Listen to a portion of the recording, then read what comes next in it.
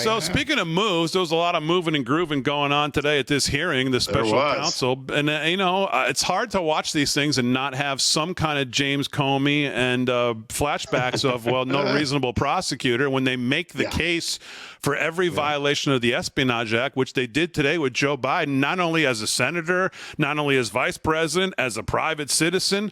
And if people didn't get to watch it, it's basically this. He violated everything he could possibly violate. He did everything worse than Trump. He held him longer. He held him in worse places. But because his last name's not Trump, he's basically not getting prosecuted. What was your takeaway?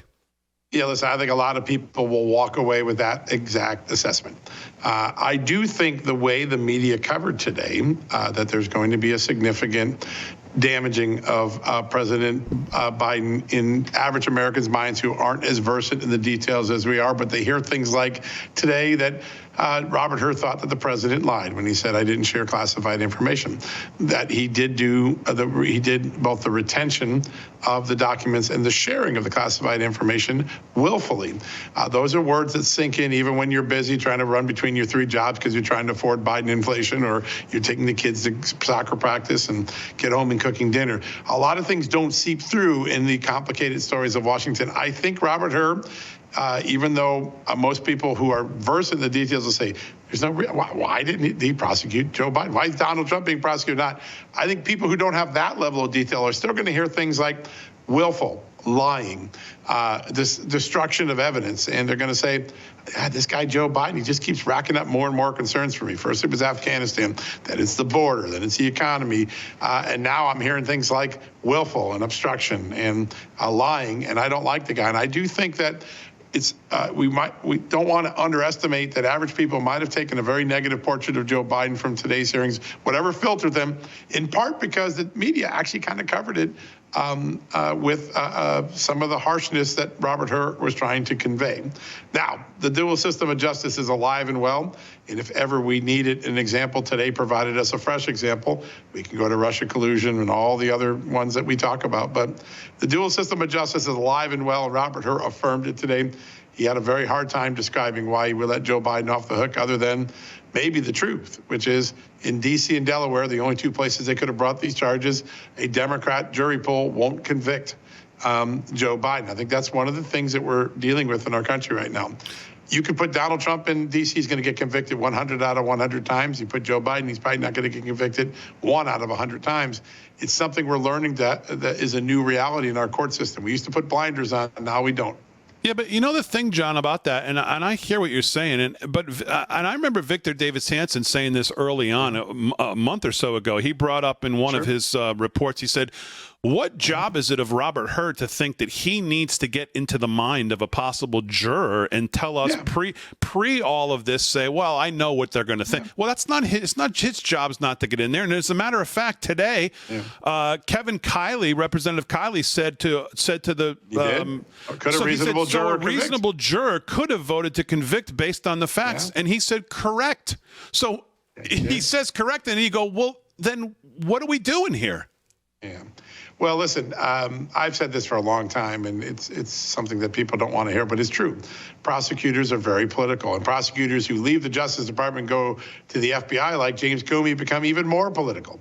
And Andrew Weissman and other prosecutors who move between the FBI. The FBI probably should not be drawing from its ranks lawyers from the Justice Department. These are political prosecutors. They make political decisions all day, whether we like to believe it or not. We say Lady Justice is blind, but Lady Justice wears a pair of shades that have some politics in them. And I think one of the truisms is no prosecutor wants to bring the case of the century, a case against a sitting president or a future or past president, with the possibility that they might lose. And I think that that is really what Robert Hur was saying in all of his justice speak today. I wasn't going to be the guy that indicted Joe Biden and lost in the District of Columbia. And, John Durham found this the hard way. Just think about the evidence that John Durham brought forth in the 2 cases he brought in D.C., only to see a jury acquit him. There was not any doubt that lying was going on. In fact, one of the jurors said, oh, yeah, they lied. I just don't think it was worth prosecuting someone over Trump. And I think that that is a reality that these prosecutors, it's not the right thing, but I think we have to be honest about it and man up and say, hey, that's the reality. These prosecutors don't want to lose, so they just punt the ball. And as a result, this system of dual justice gets a little more wider, a little more perverse every day. You know, Matt Gaetz at one point today took the tact of saying, I don't necessarily quibble with the idea that he said, I think probably neither guy should have been prosecuted. Right. But since you've prosecuted one, which that's what makes it so much harder to swallow when we look at the facts here on this one. And one of the most effective questionings for me today was Congressman Kelly Armstrong. And I think his quote just nailed it. He said, all of these cases have the same underlying elements of the crime, the same fact patterns, and yet we only see one person being prosecuted. And that's really the issue. Yeah. And I think Kelly Armstrong missed one very important thing. There's one different fact pattern that is more serious for Joe Biden.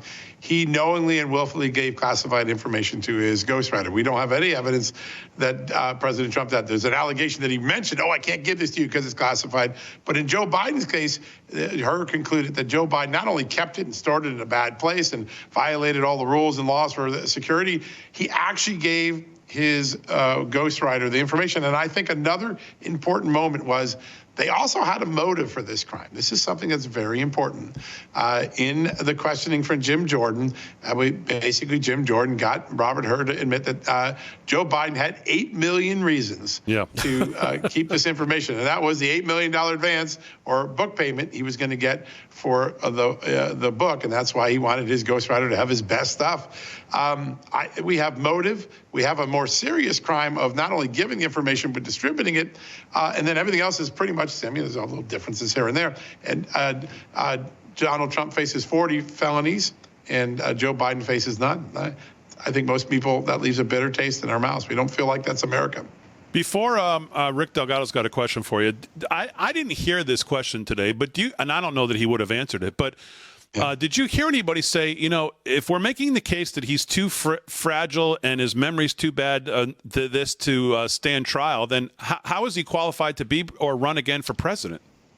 Yeah, I think there were versions. By the way, many members made the statement, just affirmatively made the statement. I think there was one or two efforts to kind of ask the question in a polite way to see if he would bend. And he's basically, I'm sticking to the report. I'm not going to make conjecture. I'm just sticking to the report. And I think that that's how things went. I thought another very important question is, I wonder whether Robert Hur himself put the whole analysis in his report about Donald Trump, because, by the way, that's not in the scope of his thing, right? He was supposed to invest. So who put all this stuff in the report about Donald Trump is so much different, Donald Trump's so much worse? Did he originally do that, or did the report get kicked back to him from the Justice Department do that? I would have liked to see someone ask that question.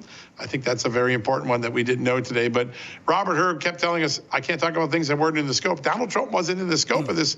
Why does he show up in the report? One thing he did confirm, the White House did actually demand the Justice Department change the report. To Merrick Garland's credit, he did not. But the White House was trying to apply political pressure to tamper with a final product of the Justice Department. That should trouble us, along with the fact that Joe Biden lied, shared classified information, and kept classified information. But this is a White House that has not told us the truth about Hunter Biden, the laptop, the meetings with the business partners, the China money, and now several things related to this classified document. And, of course, the other concerning thing is the President of the United States is, in 5 hours, I guess around 5 hours of testimony, said to the special counsel, I don't recall, I don't remember, could not recall, about 150 times.